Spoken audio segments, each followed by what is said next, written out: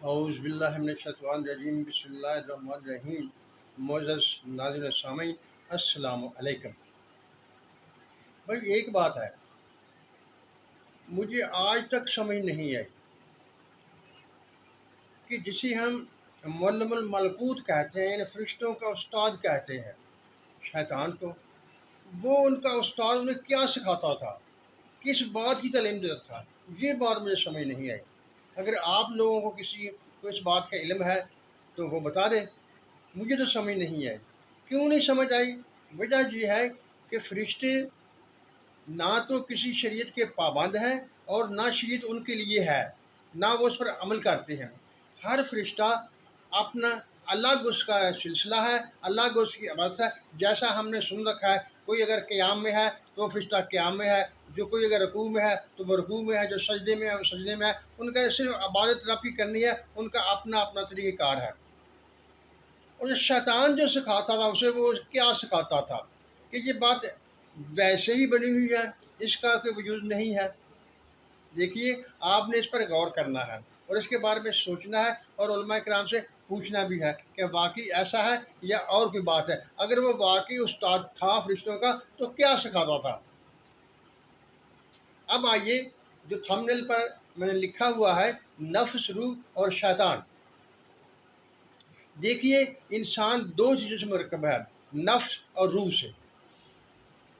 نفس وہ دنیاوی لذات چاہتا ہے، اور روح عالم بالا کی چیز ہے، وہ الہ سے تعلق چاہتی ہے، وہ اچھائی چاہتی ہے، وہ اچھائی میں ترقی چاہتی ہے، وہ چاہتی ہے کہ مجھے رب کا دیدار نصیب ہو، مجھے رب کا قرب حاصل ہو۔ لیکن نفس کو اس بات سے کوئی مطلب نہیں ہے، وہ صرف اور صرف دنیاوی لذات کا خواہش مند ہے۔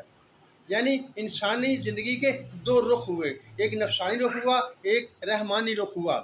نفسانی رخ جو ہے وہ دنیا سے متعلق ہوگا، جیسا کہ میں نے کسی ایک ویڈیو میں کہا تھا کہ اگر آپ نے یہ دیکھنا ہو کہ اس آدمی کا تعلق، اس آدمی کا معیار جو ہے وہ کیا ہے، تو یہ دیکھیں کہ اس کی لذات کا انحصار کس طرف ہے، دنیا کی طرف ہے یا آخرت کی طرف ہے۔ اگر دنیا کی طرف ہے تو وہ نفسانیت کا شمار ہوگا، اگر وہ عالم بالا کی طرف روحانیت کا تعلق رکھتا ہے تو اللہ سے اس کی محبت ہوگی، اس کی انبیاء سے اس کی محبت کی علامات ہوں گی۔ نفس، شیطان، اللہ تعالیٰ نے قرآن شریف میں ارشاد فرمایا ہوا ہے کہ وہ اور اس کا قبیلہ تمہیں وہاں سے دیکھتے ہیں جہاں سے تم انہیں نہیں دیکھ سکتے۔ اس کا مطلب یہ ہوا کہ شیطان سامنے آ کر تو ہمیں ورگلائے گا نہیں۔ جب وہ سامنے آ کر ورگلائے گا نہیں تو وہ کس طرح کرے گا؟ وہ ہمارے ذہنوں میں خیال پیدا کرے گا، ہمیں دنیاوی لذات کے فائدے بتائے گا، ان کے خوشنما ذائقے بتائے گا، ان کے فائدے سمجھائے گا۔ لیکن وہ کیسے سمجھائے گا؟ صرف ہمارے خیال میں۔ حضرت آدم علیہ السلام کو جب جنت میں بھیجا گیا تھا تو کچھ لوگ کہتے ہیں کہ شیطان سانپ کے منہ میں بیٹھ کر گیا تھا، اس نے جا کر کہا یار یہ بات نہیں ہے، وہ سانپ کے منہ میں بیٹھ کر نہیں گیا تھا، خدا سے کچھ چھپا ہوا نہیں ہے۔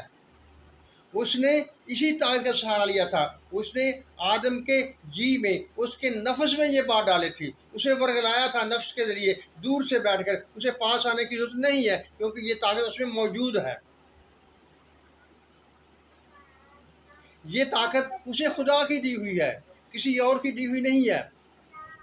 جو عطا خدا نے کیا ہو اس پر شرک کا کوئی سوال پیدا نہیں ہوتا، وہ عطا شدہ ہے، لہٰذا وہ شیطان اللہ تعالیٰ کی عطا کی ہوئی قوت سے کام لیتا ہے۔ دوسرا، وہ اگر عبادت کرتے ہوئے اعلیٰ مقام پر پہنچا تھا، اللہ تعالیٰ نے اپنے دربار میں سے اسے مردود کر دیا، لیکن اس کی قوتوں کو سلب نہیں کیا، اس کی قوتیں ویسے ہی اس کے پاس نہیں تھیں، کیونکہ انسان کا، آدم کا امتحان جو ہونا تھا، اس امتحان کے لیے ایسی چیزیں چاہیے تھی جو شیطان کو مطلوب تھی، شیطان کو اللہ تعالیٰ نے عطا کی تھی۔ روحانیت، روحانیت جو ہے وہ اچھائی کا نام ہے، وہ بلندی چاہتی ہے۔ جیسے اللہ تعالیٰ نے قرآن شریف میں ارشاد فرمایا ہے لقد خلقنا الانسان فی احسن تقویم ثم رددناه اسفل سافلین، یعنی اللہ تعالیٰ کہتا ہے کہ ہم نے انسان کو اعلیٰ طریقے سے پیدا کیا، اعلیٰ تکنیک سے پیدا کیا، بہترین طریقے پر پیدا کیا، لیکن بعد میں ثم رددناه اسفل سافلین، پھر اس پر چادر ڈال دی، اسے دنیاوی لذات میں گم کر دیا، دنیاوی لذات کا شوقین بنا کر نیچے گرا دیا، اسفل سافلین تک گرا دیا۔ اب ہم جس دنیا میں موجود ہیں وہ اسفل سافلین کے مقام پر ہے، یعنی سب سے نیچے ہیں۔ اگر کچھ لوگ یہ کہتے ہیں کہ ہم اشرف المخلوقات ہیں، اس وقت ہم جب اللہ تعالیٰ کہہ رہا ہے کہ تم کو میں نے اسفل سافلین کے مقام پر گرا دیا، تو ہم اشرف مخلوقات کیسے ہوئے؟ اشرف مخلوقات اس وقت بنیں گے جیسے اللہ تعالیٰ اپنے انبیاء کی پرورش کرتا ہے۔ یہ اللہ تعالیٰ کہنا کہ میں اپنے انبیاء کو اپنی نظروں کے سامنے تربیت دیتا ہوں، یہ بات ثابت کرتی ہے کہ ہم اس وقت اسفل سافلین کے مقام پر ہیں، اشرف المخلوقات کے مقام پر نہیں ہیں۔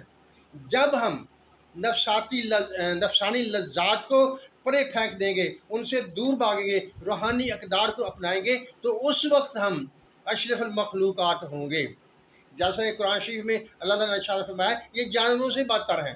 جانوروں سے بدتر اس لیے ہیں کہ ہم نفساتی خواہشات کے پیرو ہیں، وہی چاہتے ہیں، دنیا کو چاہتے ہیں، اور ہم روحانی اقدار کو نہیں چاہتے، کیونکہ روحانی اقدار میں تکلیفیں ہیں اور دنیاوی لذات نفس کو خوش کرتی ہیں، اور ہم یہی چاہتے ہیں۔